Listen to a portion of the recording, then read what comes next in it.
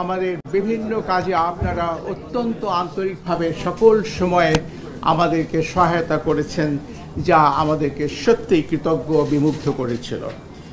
আজকে আমাদের বিদায় লগ্নে আপনারা জানেন দেশে একটা বড় ধরনের জনতার ছাত্র জনতার যে অভ্যুত্থান, এটা আমাদের দেশকে আগামীতে প্রবল সংস্কারের দিকে এগিয়ে নিয়ে আরও সুন্দর একটি বাংলাদেশ সৃষ্টির যে প্রতিশ্রুতি দেওয়া হয়েছে, আমরা সকলেই আশাবাদী সেই স্বপ্ন অচিরেই বাস্তবায়িত হবে। আগামী দিনের বাংলাদেশ সকল বিষয়, প্রশাসন, বিচার, নির্বাচন সব কিছুই অনেক সুন্দর হবে। আমি আমার বক্তব্য দীর্ঘায়িত করব না, আমি ছোট একটি বক্তব্য লিখে নিয়ে এসেছিলাম। আপনারা যদি ধৈর্য সহকারে শ্রবণ করেন আমি কৃতার্থ হব। দেশের প্রথম সাংবিধানিক সাধারণ নির্বাচন 1973 সালে অনুষ্ঠিত হয়েছিল। সেই নির্বাচন নিয়েও ছিল অনেক বিতর্ক। 1979 ও 1987 সালের সাধারণ নির্বাচন সামরিক শাসনামলে হয়েছে, ফলাফল নিয়েছিল বিতর্ক। 1991 নির্বাচন সম্মত রাজনৈতিক রূপরেখার ভিত্তিতে একটি তত্ত্বাবধায়ক সরকারের অধীনে হয়েছিল।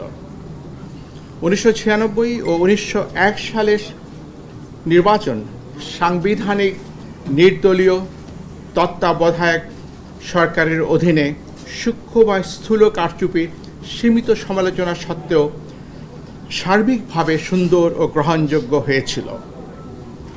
2008 সালের নির্বাচন সেনা সমর্থিত নির্দলীয় তত্ত্বাবধায়ক সরকারের অধীনে অনুষ্ঠিত হয়েছে। সেই নির্বাচনে বিএনপি মাত্র 27টি এবং আওয়ামী লীগ 230টি আসন পেয়েছিল। নির্বাচন বিতর্কের ঊর্ধ্বে ছিল না। নিরাপদ প্রস্থান বা সেফ এক্সিট বিষয়ে বিএনপি এবং আওয়ামী লীগের সাথে সেনা সমর্থিত অসামরিক তত্ত্বাবধায়ক সরকারের দর কষাকষির বিষয়টি প্রকাশ্য ছিল। সেই প্রশ্নে বিএনপি এবং আওয়ামী লীগের অবস্থানও গোপন ছিল না। 2014, 2018 এবং 2024 সালে নির্বাচন সংবিধান মতে দলীয় সরকারের অধীনে হয়েছে। 2014 সালে নির্বাচনে বিএনপি সহ অনেক দলই অংশগ্রহণ করেনি, ফলে সেই নির্বাচন 2024 সালের অনুরূপ অন্তর্ভুক্তিমূলক তথা ইনক্লুসিভ ছিল না। 2018 সালের নির্বাচনে বিএনপি অংশগ্রহণ করেছে, নির্বাচন ইনক্লুসিভ ছিল। বিএনপি আসন পেয়েছিল মাত্র 6টি, পক্ষান্তরে আওয়ামী লীগ পেয়েছিল 258টি। মন্তব্য নিষ্প্রয়োজন। 2024 সালের 7 জানুয়ারি দ্বাদশ জাতীয় সংসদ নির্বাচন হয়েছে বর্তমান নির্বাচন কমিশনের অধীনে বা ব্যবস্থাপনায়। 44টি নিবন্ধিত দলের মধ্যে 28টি দল নির্বাচনে অংশগ্রহণ করলে প্রধানতম বিরোধী দল বিএনপি ও সমমনা দলগুলো নির্বাচনে অংশগ্রহণ করেনি। নির্বাচন সেই অর্থে অন্তর্ভুক্তিমূলক হয়নি। কমিশন বিএনপি সহ সমমনা দলগুলোকে নির্বাচনে অংশগ্রহণের জন্য একাধিকবার আন্তরিকভাবে আহ্বান করা সত্ত্বেও তারা নির্বাচনে অংশগ্রহণ করেননি। নির্বাচনে অংশগ্রহণ করা বা না করার বিষয়টি একটি রাজনৈতিক দলের নিজস্ব বিষয়। নির্বাচন স্থগিত বা বাতিল করে দেওয়ার মতো কোনো সাংবিধানিক ভিত্তি ছিল না। সেই কারণে অনেকেই কমিশনকে দোষারোপ করছেন। নির্বাচন কখন, কী কারণে, কতদিনের জন্য স্থগিত করা যাবে তাও সংবিধানে সুস্পষ্টভাবে উল্লেখ করা আছে। অতীতে কখনোই কোনো নির্বাচন বাতিল করে দিয়ে কোনো কমিশন পদত্যাগ করেননি। সম্প্রতি ভেঙে দেওয়া সংসদের 299টি আসনে নির্বাচন প্রার্থীদের মধ্যে ব্যক্তিকেন্দ্রিক প্রতিযোগিতার মাধ্যমে হয়েছে, দলের মধ্যে নয়। 299টি আসনে 1969 জন প্রার্থী প্রতিদ্বন্দ্বিতা করেছেন। নির্বাচন নিষ্পন্ন করা অতিশয় কঠিন একটি কর্মযজ্ঞ।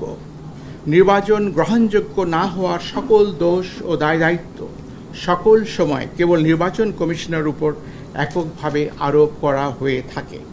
একটি কমিশন না হয় অসৎ বা পক্ষপাতদুষ্ট হতে পারে, কিন্তু সকল সময় সকল কমিশনই অসৎ বা পক্ষপাতদুষ্ট হতে পারে না।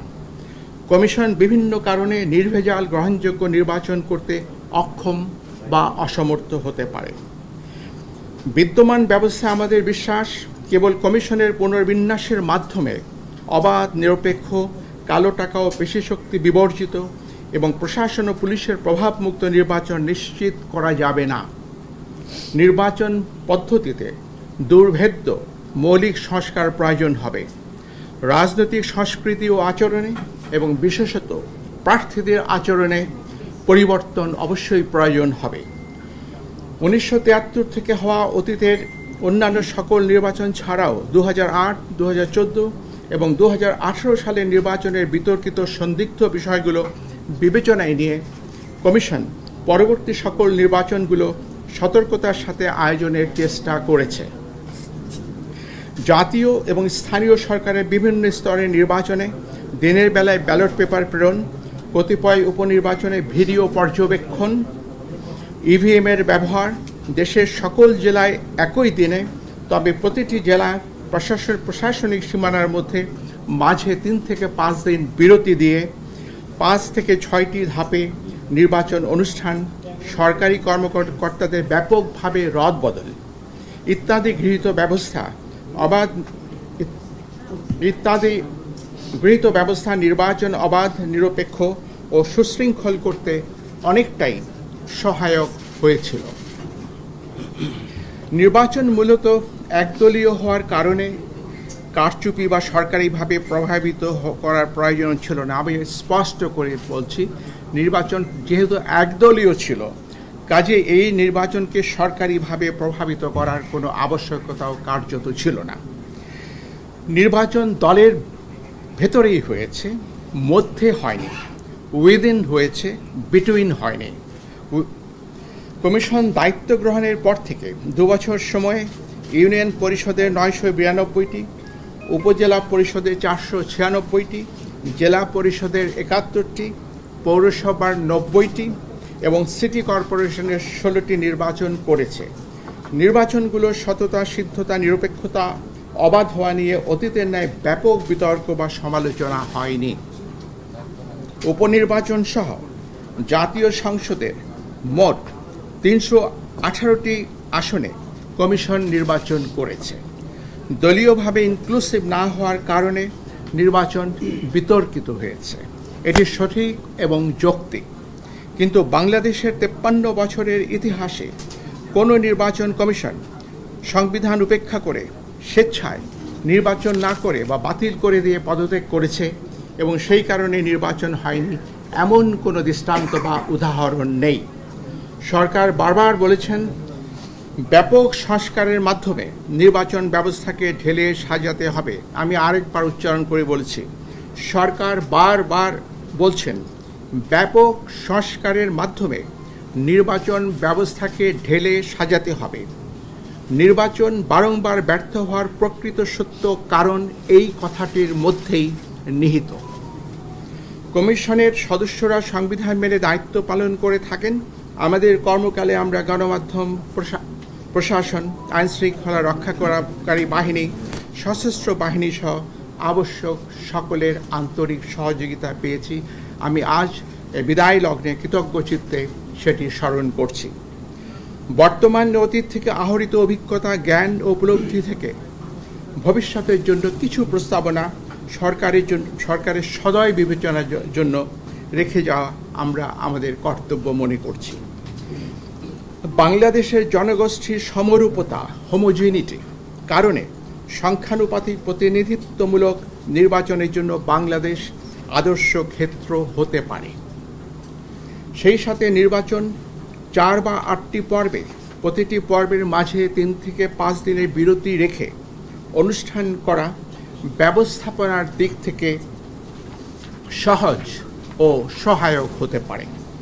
আমাদের প্রবর্তিত অনলাইনে নমিনেশন দাখিল অব্যাহত রেখে নির্বাচন প্রক্রিয়ায় প্রযুক্তির ব্যবহার অপটিমাইজ করতে পারলে আমাদের ধারণায় এটি ভবিষ্যতের জন্য উত্তম হবে। অধিকন্তু প্রতিটি সাধারণ নির্বাচন নির্দলীয় তত্ত্বাবধায়ক সরকারের অধীনে অনুষ্ঠিত হলে উদ্দেশ্য অর্জন আরও সুনিশ্চিত হতে পারে। পরিশেষে আপনাদের অবহিত করতে চাই, আমি সহ মাননীয় কমিশনারগণ দেশের পরিবর্তিত বিরাজিত অবস্থায় পদত্যাগ করতে মনস্থির করেছি। আমরা অদ্যই পদত্যাগপত্র মহামান্য রাষ্ট্রপতির সমীপে উপস্থাপনের নিমিত্ত কমিশনের সচিব মহোদয়ের হাতে দেব। দুজন সদস্য এখানে উপস্থিত নাই, তারাও কি পদত্যাগ করছেন? না,